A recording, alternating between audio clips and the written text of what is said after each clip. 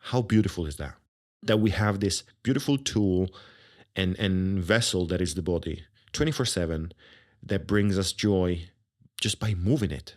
It's so stupid because it's so basic. But yeah, we're just made to feel joy when we move. So move to make your life better. Hello, my name is Eline Perez and you're listening to Are You an Artist? Today's episode is with Simone Sistarelli, who speaks about music and dance, the creation of popping for Parkinson's, and writing a children's book. Amongst many other subjects, because Simone has a rich life. So whatever you are doing, listen carefully to his beautiful journey. Thank you, Simone, and enjoy.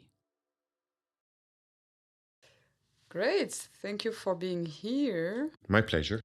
Yeah, I always start by reading out a letter I've written to the guest. Dear Simone, I first met you when I was training in dance and you were the musician, playing for our classes. Sometimes you would move with us, so I realized that you were also a dance artist. Later on, I discovered that you founded Popping for Parkinson's, a project in which you teach free popping dance classes for people with Parkinson's, which you also presented in a TEDx talk, which we can find on YouTube. You also wrote a children's book called Grandpa, Are You Shaking or Are You Dancing? And you are currently training to become a massage therapist. So you are a dance artist, musician, author, social entrepreneur, public speaker, teacher, soon to be massage therapist. Thank you so much for making the time to be here today. Thank you for having me. My pleasure. I want to go back to the beginning of your story, of course, but the first question I always ask is, Simone, are you an artist? Oh, I guess so. I'm not sure if I would say that as the first thing about me, but potentially, yeah, I would say so, yes. How would you define being an artist?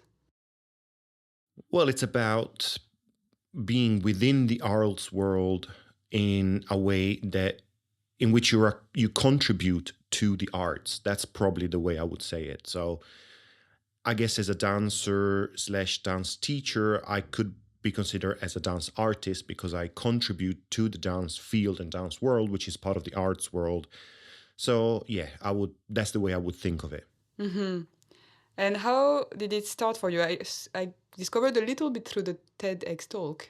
I just started dancing when I was 10, just because it was a random thing of my mom saying, hey, there's a dance school nearby. She was a dancer, or she always wanted to dance, but my grandparents were not as keen to let her dance for many different reasons. And so she took the opportunity to say, you know what, you could go and try it. And I didn't know what to think at the time. I was 10 and I was doing martial arts. So already at 10, that's... Yeah, I started doing martial arts because of my dad when I was 4. My dad was really into his martial arts. So I was this little That's little so good tiny though thing. to do that super young. 100%. It was very, very nice. And then I got to, 10 years old, and it was a great transition because it still was a movement practice. Okay. But music came into play, and I really enjoyed moving to music. The first dance class was all I needed to just fall in love with this thing that is moving to music with people. The other layer was that in martial arts, I was then starting to do more competitions, which were about fighting and sparring more than the forms and whatever. So, and I'm not a competitive person. I always struggle with that. And so being in a dance environment where I only later discovered how competitive it was, but at the time it was just a lovely thing to dance with people and not against people. And that's how I fell in love with dance, and I just kept going. And here I am. I started with what was called funky or something like funk, hip hop, something, street dance, whatever. And it was some sort of video dance stuff, loosely hip hop based. But that was the entry level for me to then go deeper into the hip hop culture and techniques and dance techniques, and within the culture and the music. And then I felt that the hip hop world, as in the at the time in Italy where I'm from, the hip hop culture and scenario was not allowing me to do anything else but battles. And I tried it, but it was really going against myself. So I did it. A couple of them I won, a couple of them I lost. It really didn't matter. I really couldn't stand that. But I wanted to dance. I wanted to do something with this.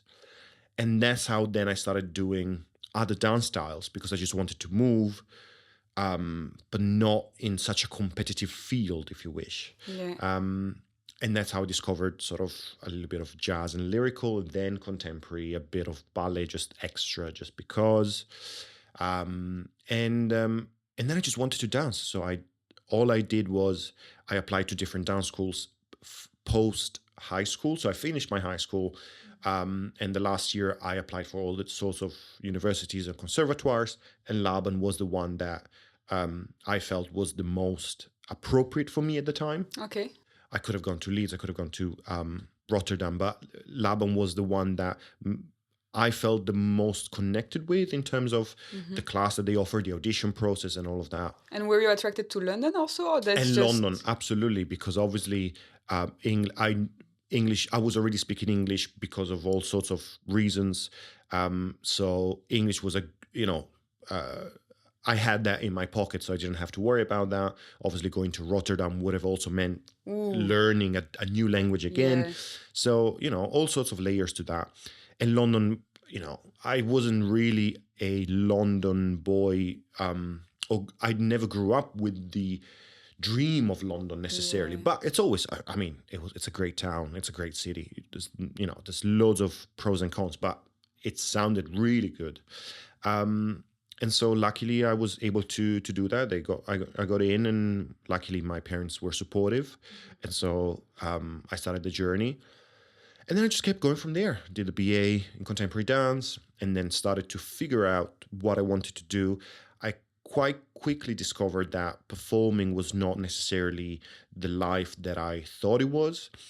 I grew up with the idea of dancing and wanted to, for me, that only meant performing. I always loved teaching, but I just wanted to perform. Yeah. I saw Billy Elliot when I was around 12, I think. And that was really impactful, because you see this ginger guy coming from, I was doing martial arts, he was doing boxing, but essentially sort of. Oh, yes, it's quite similar. Right? Very similar story. And... of course, I had no idea about the mining scenario, so the cultural context was different, because Billy Elliot is from the UK. It's a completely different story. And background, my dad was in the police force, and my mum was a full-time mum. So we had a different sort of scenario, but there was a lot of similarities. And so I thought I just wanted to dance and do something like that. And then I graduated. I sort of started doing it, and I hated it because the lifestyle attached to the performing was something that I was not aware of, and that I just had to experience in order to discover that I was not made for that. What didn't you like about that? Living in a luggage, so having no roots. You think about traveling the world. At the end of the day, you're just commuting for longer. You're not traveling. You're not exploring. You're just commuting for longer to go to places where you just sleep in a not nice hotel if you're lucky.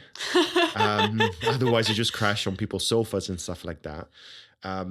Your food patterns get out of the way. The body gets injured quite quickly because you're not taking care of it, because you can't, because you don't have roots and you don't have the support network around you that allows you to be in healthy condition to perform.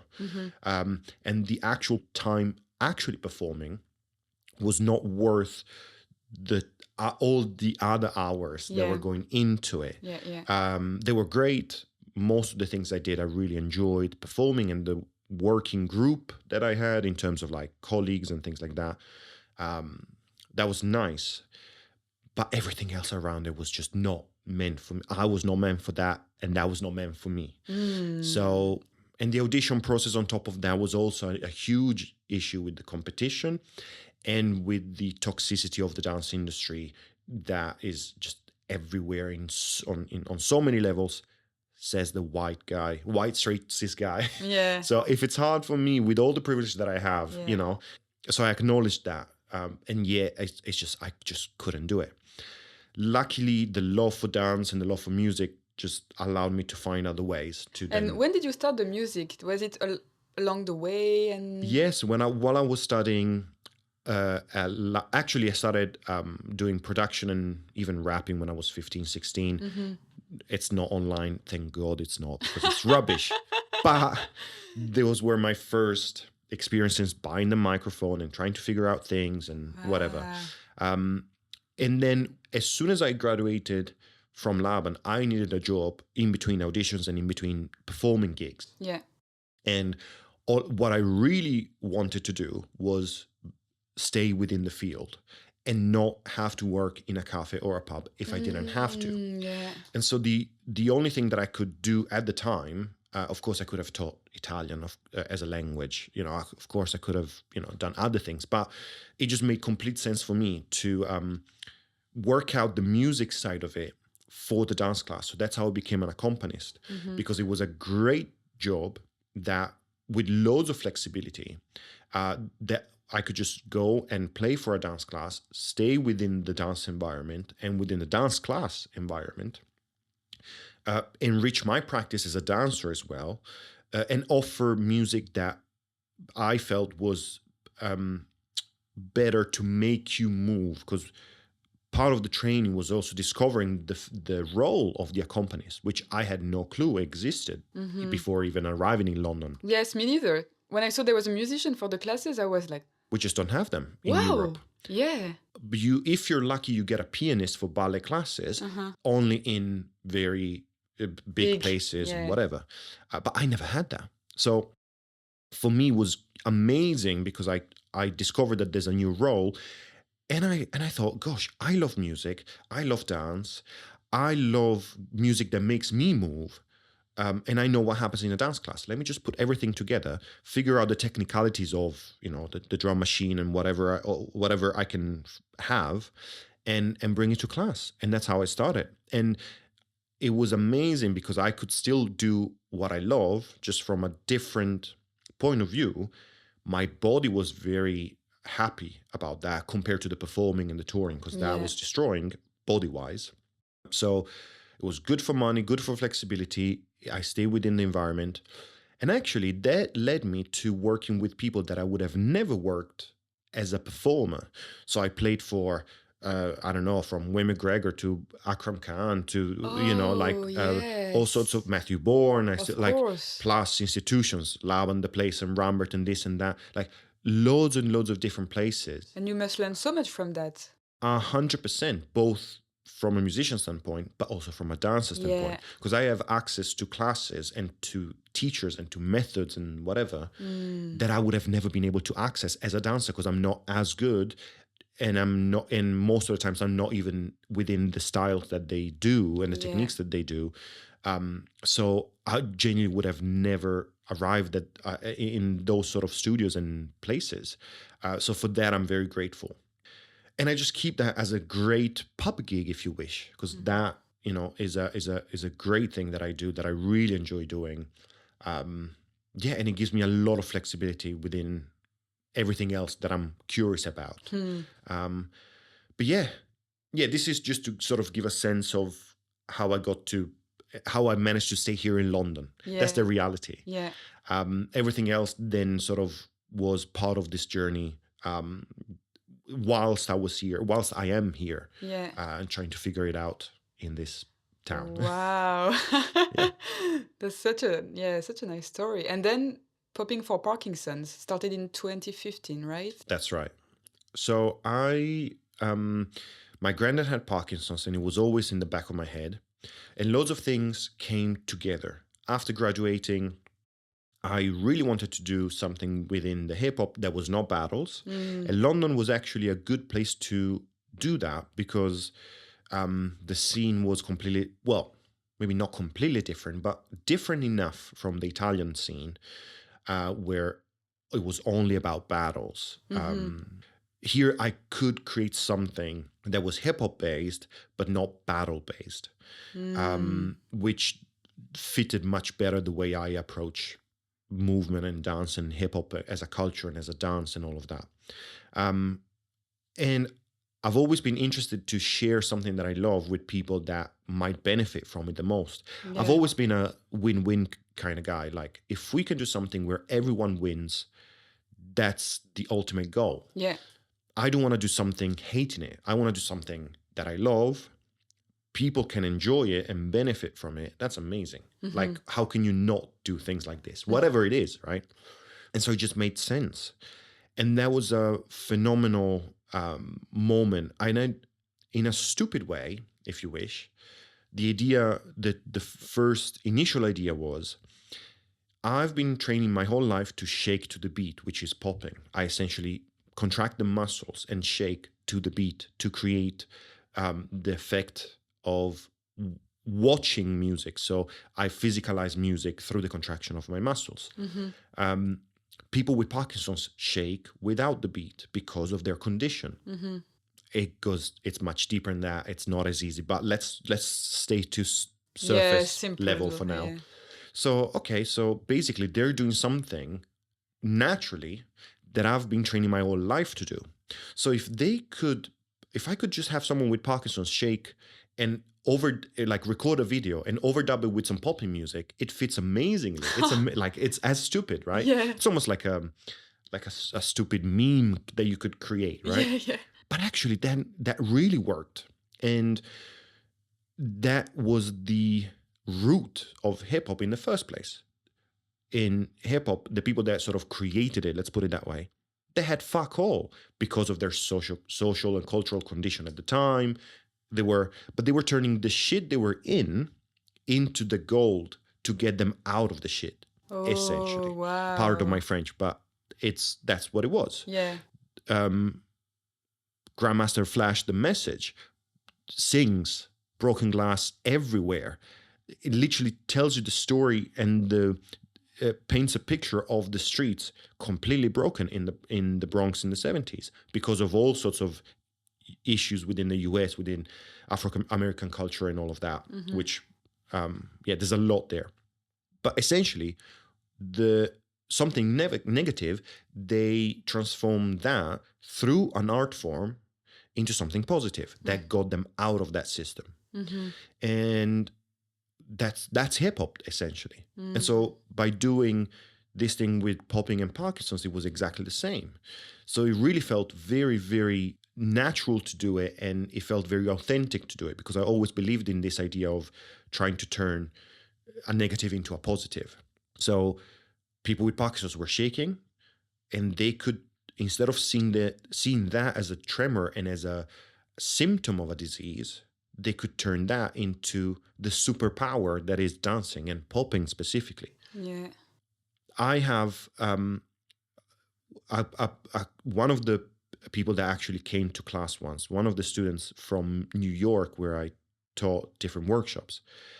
He once reached out to me saying, I feel like these popping dance moves are helping me dealing with the symptoms of Parkinson's. Not to mention the wows I get from my grandkids when they see me dance. Yeah. So all of a sudden, the guy was not the sick granddad with a disease. He was the cool granddad that was dancing. Yeah. And so that is really powerful. That's amazing. Yeah.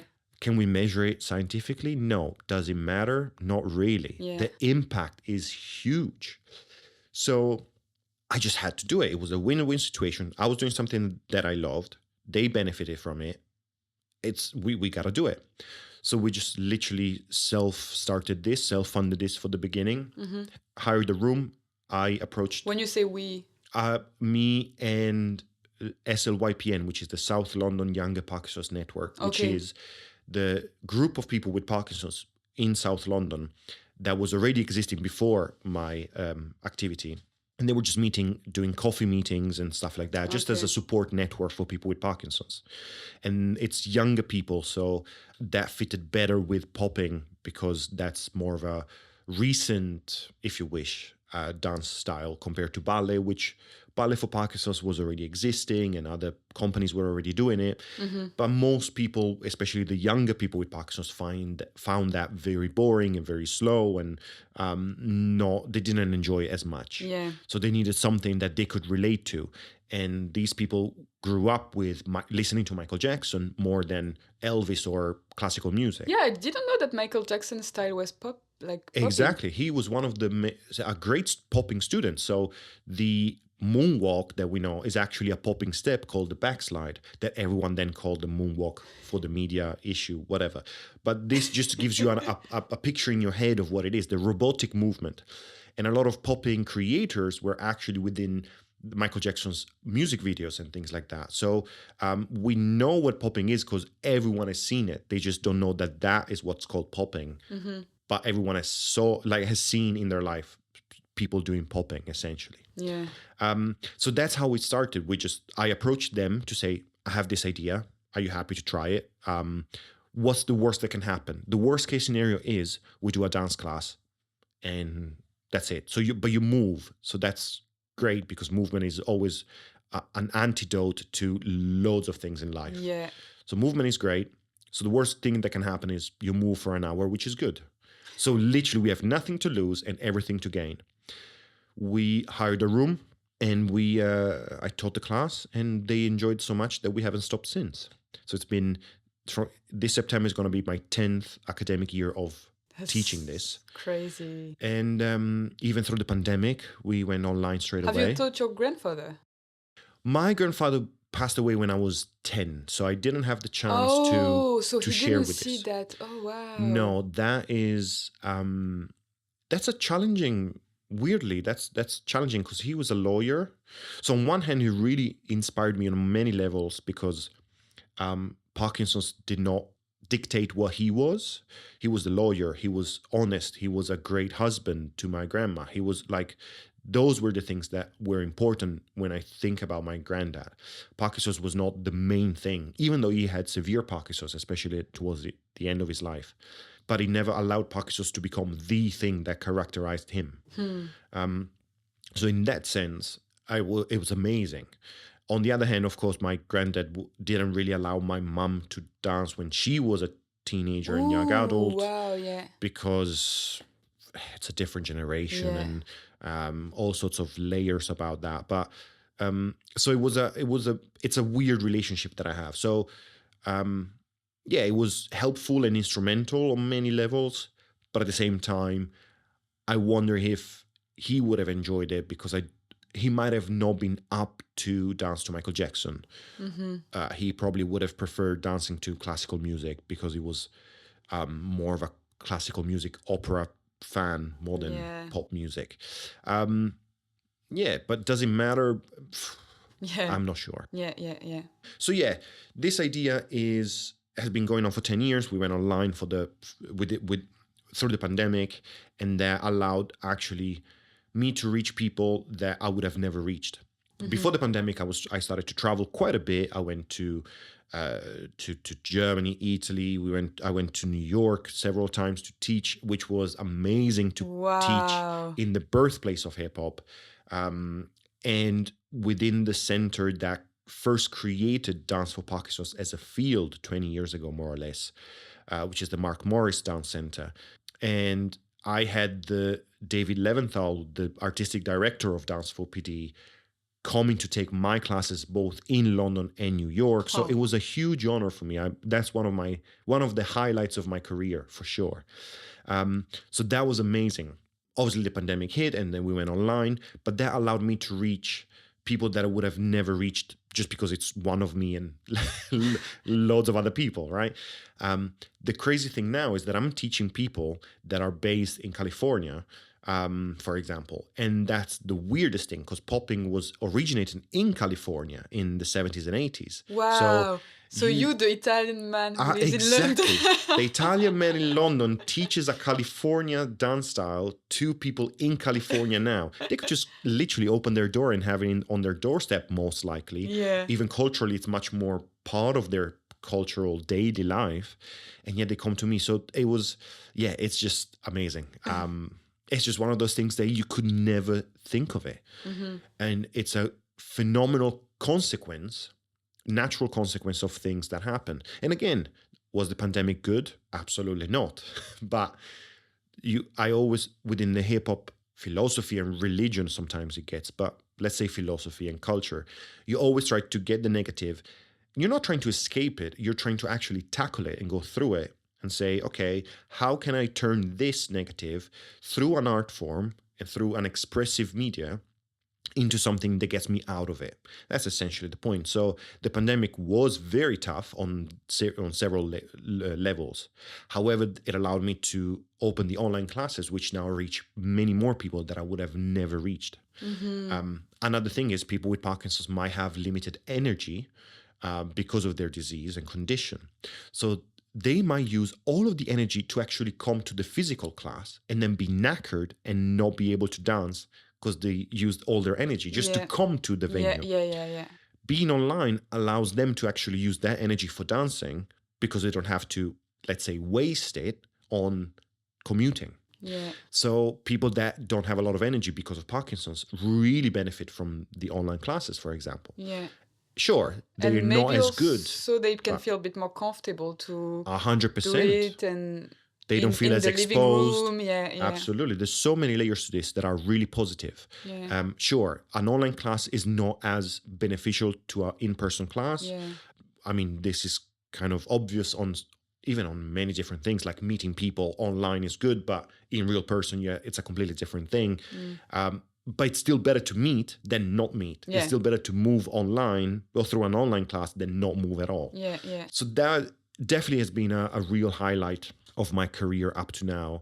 And that brought me to, doing 2 TED Talks, to teaching in New York, to traveling and teaching other teachers this sort of method. And writing that book. Writing a children's book. How was that?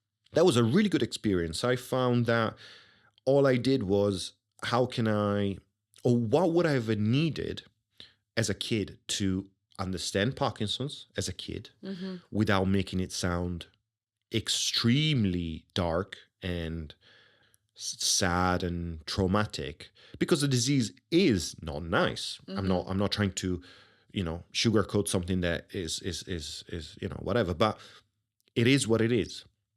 And yet a kid doesn't necessarily always understand the layers of a disease.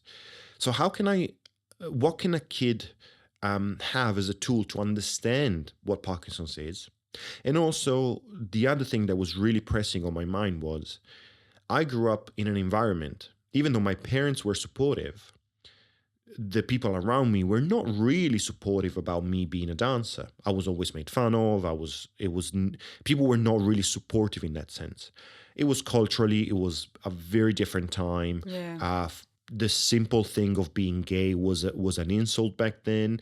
And I was, most of the people would tell me, "Oh, you're a dancer, you're gay," as an insult, which was stupid. I don't want to get into that conversation, but it's obviously was ridiculous. Yeah. But that was just what it was, right? Yeah. So I thought, gosh, but dance gave me so much in life, and I found it extremely liberating and expressive, and I love dance. So I went against whatever people were telling me. Not that I'm sorry, that sounded a bit like, No, oh gosh, poor me. We get what you mean. Yeah, it is. It's like people were not really supportive. So, but I really loved it. I didn't care. Yeah. But how can a boy actually be okay with dance as an option? Because a lot of times boys are not really presented with dance as an option. Yeah. Whether it's a work career option, but also just as a hobby or as something that they can do to express themselves. Yeah. It's especially in Italy, where I'm from, football is the only thing that they can do because that's just what it is. Anything else is rubbish, because that's the cultural layers we have in Italian society. And here in the UK, it's not as different. Sure, it's a little bit more open, but football still reigns supreme over nearly everything. So I wanted to offer something to a kid. What if a boy like me, what would I have found useful as a kid to understand Parkinson's and to understand that dance actually was a viable option, regardless whether you make it a job or not? That really is irrelevant. And so these two things combined, and again, it's about trying to find other ways to support people in a moment of need, because if you're dealing with Parkinson's, you are somehow in need of support. And Parkinson's affects the person, the single person, but has a huge effect also on the people around that person because of many different things. Your lifestyle completely changes, your needs completely change because of Parkinson's. So the whole family and the whole circle of friends and family becomes quite affected by the Yeah, and condition. they have to adapt and 100%. yeah. So it's trying to cover the whole picture as much as Yeah. possible. For what I can offer. That's sort of the idea for the book. By the way, if you're interested, I still have some copies left. Oh, because I wanted to ask, because I saw it was in US dollars, so I was like, oh, it's maybe sent from the States. I ship it worldwide because that's the great thing about the internet. Yeah. Oh gosh, I sound old, but that's just what it is. I have the book in English and Italian, so I have the two versions. Wow. And so people can buy and read and enjoy the story. And it's just a great book to have. I love the illustrations by Marcus Silversides. He did a really brilliant job in bringing the book to life with its illustration. So yeah, it's a lovely project. I'm really proud of that. Wow. And what inspires you? Do you have... Because you asked me today this question, my answer might be different from any other day. Yeah. Music, number one. It's always been music inspire me to play music, to move, to connect with people, to talk about it, music is definitely my number one thing if I want to get inspired. And obviously people. I used to be inspired a lot by other dancers. Now, not so much. I've been in the field for long enough that my relationship with the field and the industry has suffered quite a lot of, bruises. I am bruised by the industry, not by dance. Dance heals, but the industry bruises. Yeah. Yesterday I was teaching a class and somehow, I don't know why, but I said, this movement, whatever I was doing, should not be painful for the body. You shouldn't feel in pain if you do this movement. And as a side note, you should never be in pain for movement and for dancing. Yes. You shouldn't suffer for dance. Yeah. Dance never suffers for you. So why should you? Yeah. And just because it happened yesterday, that's why I'm saying today I might not say dance inspires me or dancers and dance inspires me as much as it used to, but it was a huge driving force because that was the thing that kept me moving literally and figuratively through life. That was the thing that inspired me to go through high school having the minimum sort of grades that I just to pass because I wanted to focus on dancing, right? Yeah. And that got me to London, and that got me to stay in London but do other things and all of that. So if it wasn't for movement and dance, I wouldn't be here. So I'm extremely grateful for it. Do you have favorite bands or artists? No, I love music. Obviously black music is my main thing. So soul, funk, and jazz and hip hop are my main sort of stable genres. But I have all sorts of stuff. I'm a record collector, and I really try to branch out to all sorts of music because I don't want to have the same conversations with people. I love routine, stupid things that don't require a lot of thoughts. I'm okay with that, but anything worth living, I hate routine and repetition. So music, I always look for new music within the genres, and new music is in other genres that I might not be as familiar with.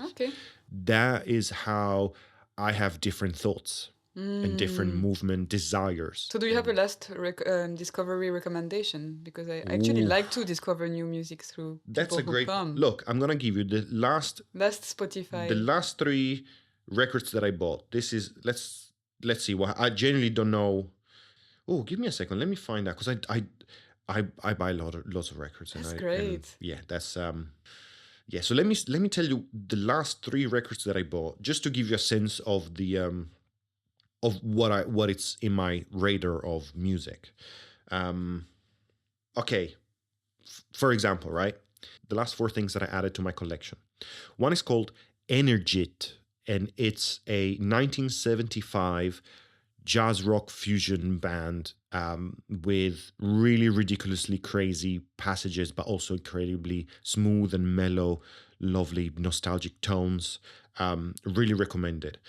Then I have Rapsody, Please Don't Cry, female hip hop, amazing album. I love Rapsody, and this album came out like 3 weeks ago. Then I have Dominic Miller. The album is November. It's like, I would say, guitar jazz from 2010.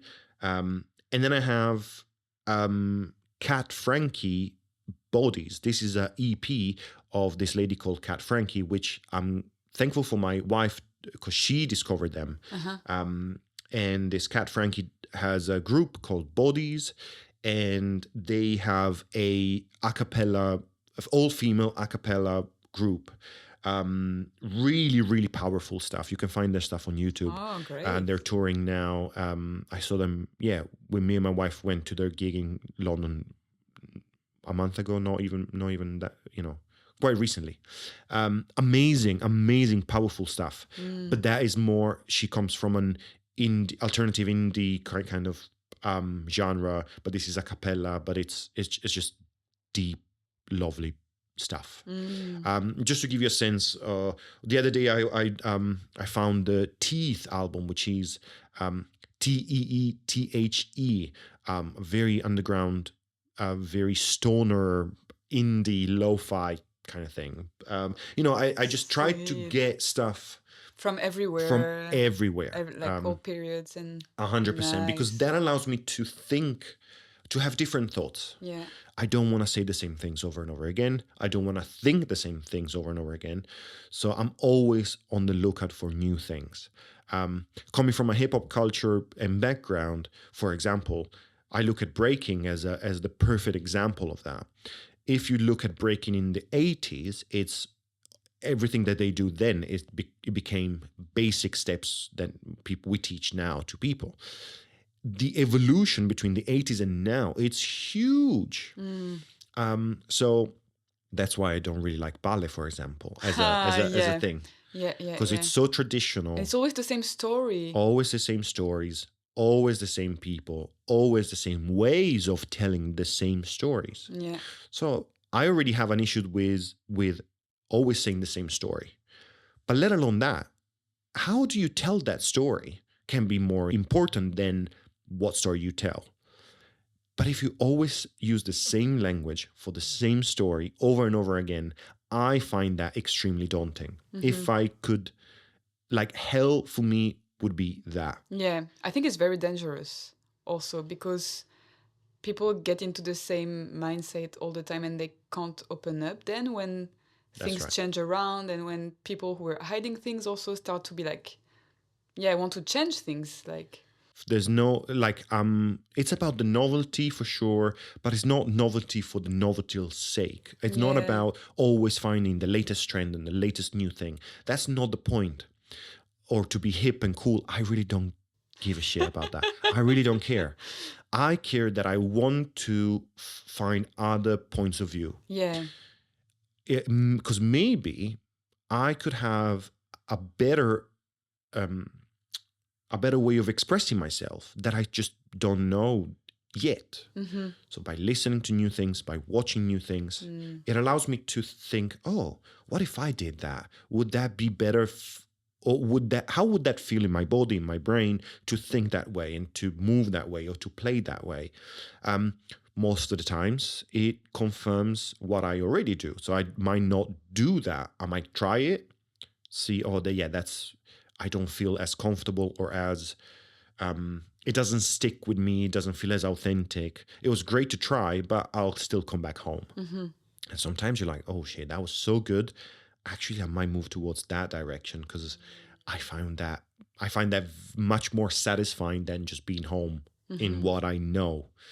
So yeah, that's what moves me is the desire and curiosity to see if I can express myself better connect with people, with different people in a better way, just so that I can experience different layers of life.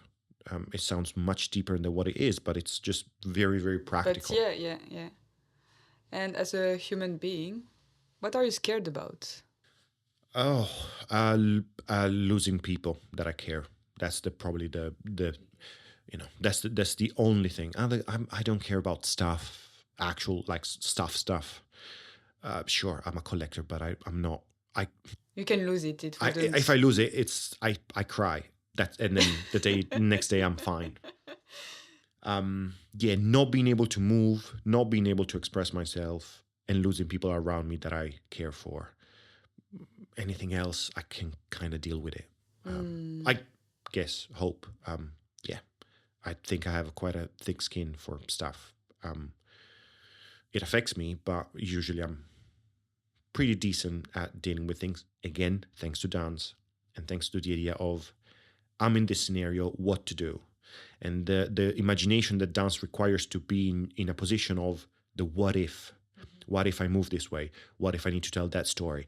What if I give myself a task that it's impossible to do? How do you figure things out? And that kind of mental training in dance actually gave me so much outside of dance to deal with life. Yeah. If you were an animal. Oh, I would be a dog, 100%. I'm such a Labrador Golden Retriever kind of Oh, personality. yeah. I'm excitable. I love life. I just wanna play. I'm very affectionate. I'm just yeah, absolutely 100% Labrador / Golden Retriever kind of person. Do you have a favorite color? Well, it has to be orange, just because I'm ginger, and the gingerness was a huge advantage and disadvantage when I grew up. Yeah, in because Italy it's rare. It's very, very rare to be ginger in Italy, but that allowed me to be much more memorable in the dance world because you have a ginger boy. Like it's unusual to have boys, and it's even more unusual to have ginger Italian boys. That I suffered when I was a kid, being made fun of from schoolmates and classmates and whatever, because kids are terrible when it comes to things like So that. true.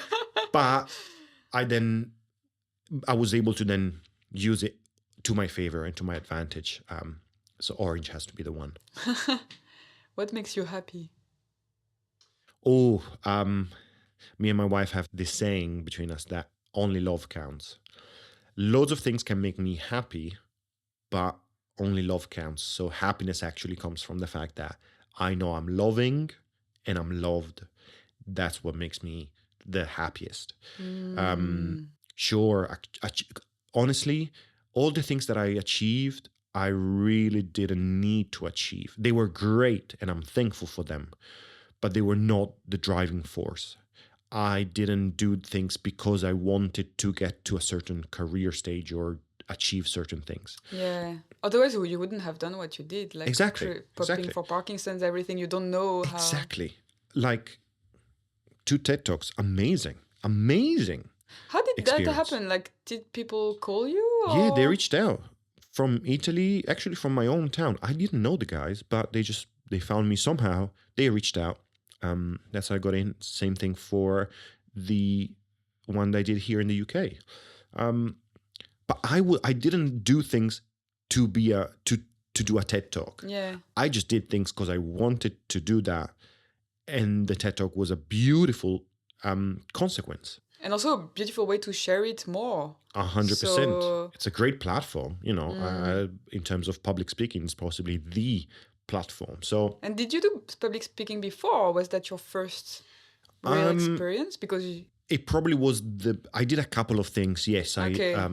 Because when after some years of doing Popping for Parkinson's, a lot of people approached me to do, say, conferences about both in the dance world and also in the medical world. So I did some medical conferences dealing with Parkinson's, talking to doctors and nurses and things like that. And obviously also to dancers and dance teachers and physios and people interested in community dance. So I was doing some talking already. The TED Talk was definitely the biggest platform that I had. and the one that then allowed me to have even more credibility, if you wish. Yeah. Just to have the stamp of approval of, yeah, he's legit. Yeah, that's so true. More than anything else, to be Yeah. honest. But again, happiness. So what makes me happy is knowing that I'm loving and that I'm loved, because at the end of the day, to me, only love counts in that sense.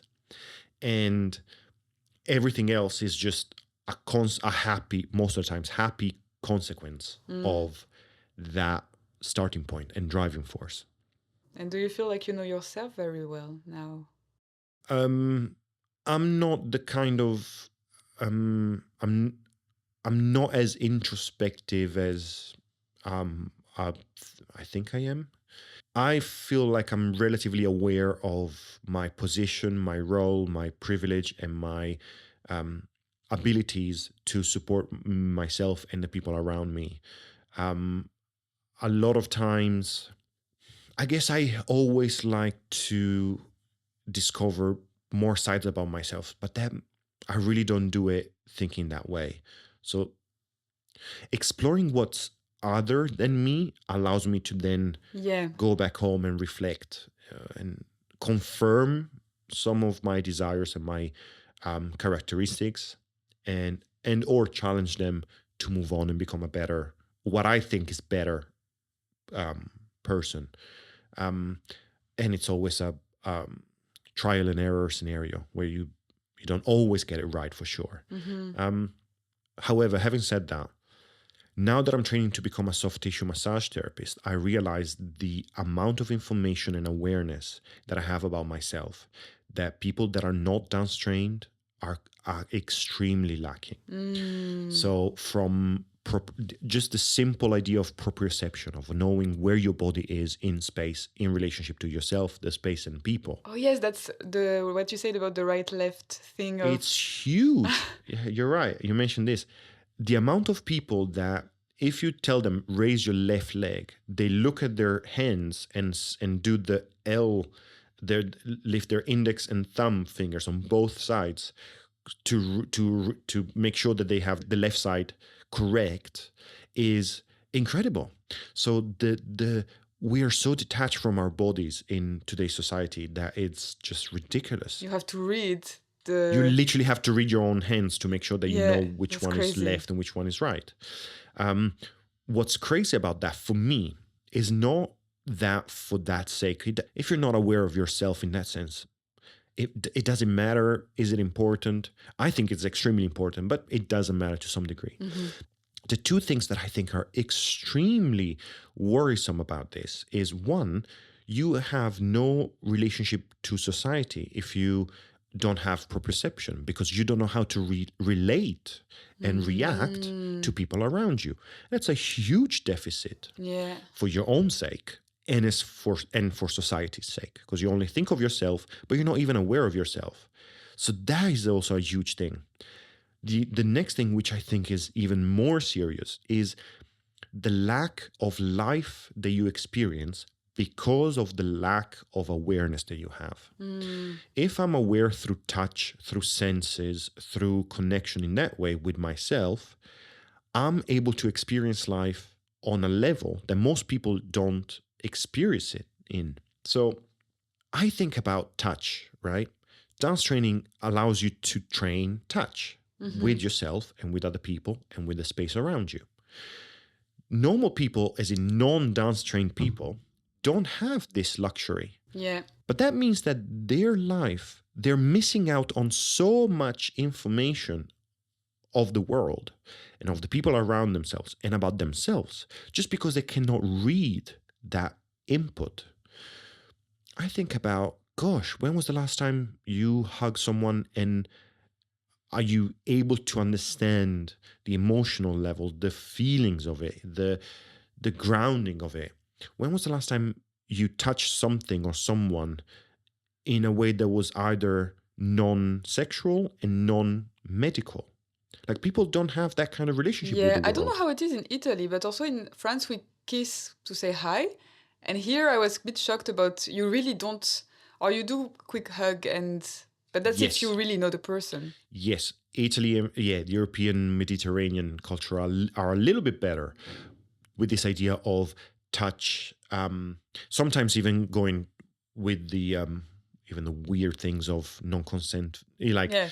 consent becomes culturally a bit agreed in a way that is a bit debatable, but that's another story for Yeah. another day. But yeah, no, we're definitely better at using touch and contact with people on a day-to-day basis. Here in the UK, it's a huge deficit that society has, and I think it's so valuable to teach people how to touch and how to be proprioceptive of themselves in relationship to others. That is key to all sorts of changes of personal life, mood, quality of life, societal changes. Because if you cannot relate to the other person, why would you care about them when they are going through issues that you don't have? And things like that. So how can we make a society better? By caring for each other. But how do we care for each other if we don't understand each other, if we cannot relate to each other? Yeah. And the most basic thing there is understanding proprioception, your place within yourself, within the space you're in, and within the people around you, and connecting through touch in a non-sexual way and non-medical way, because those are usually the two moments in which you are touched by someone else. That is not family, because of course you might have touch with your kids, for example, or with your partner or whatever. But anyone that is not family, you probably only touch for sexual reasons or for medical reasons. But there's so much more in life than that. Yeah, that's true. It's a huge deficit that I have been noticing more and more. The more I do dance, the more I'm starting with the soft tissue massage therapy course. It's a huge deficit that I think would fix a lot of issues in ourselves and in society. And if you could meet your 15 years old self and say something, would you? No. No, because I wouldn't listen. Because at 15, all I wanted to do was dance. I was not listening to anything else. I was going to school only because I had to, and I was taking minimum grades just to pass, just so that I didn't have to worry about school. I'm lucky that I'm a really quick learner for dance and for just other things. I read things once, or I hear things once, and I remember things if I have to. That's good. It's really good. I don't have a lot of space for many things. I don't remember. A lot of things I don't remember. Okay. But the things that I feel like they're important to me in that moment, I remember. Okay. Then I erase quite quickly as well to make space for other things, right? But a 15-year-old me wouldn't really listen. I was so obsessed. That's another thing. I wasn't in love with dance. I was obsessed with movement and dancing. That's all I was thinking about 24/7. That's also one of the reasons why I started the Popping for Parkinson's, because when I was 15, I was training all day, every day. I was going to dance class, but outside of dance class, I was always trying steps and figuring things out and all of that, which meant walking down the street, practicing the arm waves, just walking and practicing the waves. I would have looked ridiculous. I didn't give a shit. I wanted to learn a wave and I wanted to practice. Yeah. So any time was good for practice. Wow. And popping was the big thing that really got me hooked into this. And so I was popping all the time, which meant it looked like I was shaking all the time. And my friends, my family, my grandma kept telling me, Simone, stop shaking. And that stayed with me, because then when it came to putting things together in my life and realizing, oh gosh, shaking. And it was already in the back of my head. Okay, so again, people with Parkinson's shake. I was shaking on purpose. Shaking. So this idea of, are you shaking or are you dancing? It's all connected. You can't separate the things. And even something as small and possibly insignificant, such as a remark like that, actually stays with you and somehow appears when the time is right. And I wonder what the next thing will be in my life that just pops up. And I'm like, I've always been told this. I never realized this, but now it makes absolute sense. That's great. Wow. Any last recommendation of a book, a podcast, or? or end? One thing that really changed the way I approach things that I consume is following the right channels on social media, on newsletters, and all of that. So I'm not here trying to suggest anything. For example, I follow a lot of pages on vinyl and record collecting and the vinyl community in general. If you don't care about it, it doesn't matter. Yeah. But I think it was extremely important for me to, I think it was during the pandemic, to actually choose the things that I wanted to follow and the content that I wanted to digest, so that I could have a better daily life, that I can be aware of the world, so not completely close myself within the small bubble and niche of something, and not be aware of what's happening in the world, but trying to find the places and channels and media that allows me to digest information but not be poisoned by it. Yeah. So finding the right balance between the information, the education, the entertainment side of things, balancing that out. That was an active thing that I had to do to just rebalance my daily consumption of content, because I realized the impact that it had on my daily life. Waking up, opening the phone and seeing, some channels that would just spit hate or report hate things. Yeah. On some levels, it's very important to know what's happening in the world, but how do you deal with that? Yeah. How do you present that? And how do I digest that information? So one thing that I would recommend is to make sure that the content that you consume is thought through, just like you think about your actual food intake for your basic health, or for a basic healthy life, if you wish. And of course, sometimes we might do a cheat day. Sometimes we might eat more or less than we should, or we might, or we whatever. I don't want to go into that kind of conversation. It's much more complicated and it's beyond my scope of expertise. But the point is, you like choosing what you consume is so important, and we just forget that that's the case a lot of times. The only other thing that I would recommend is move, not because I say so, but because it brings joy. And joy is full profit. And the moment you start thinking about that, everything else changes in life. That's one thing that really changed my approach to life, is if joy is full profit and movement brings me joy, I can just move and dance and express myself and be happy. What's wrong with that?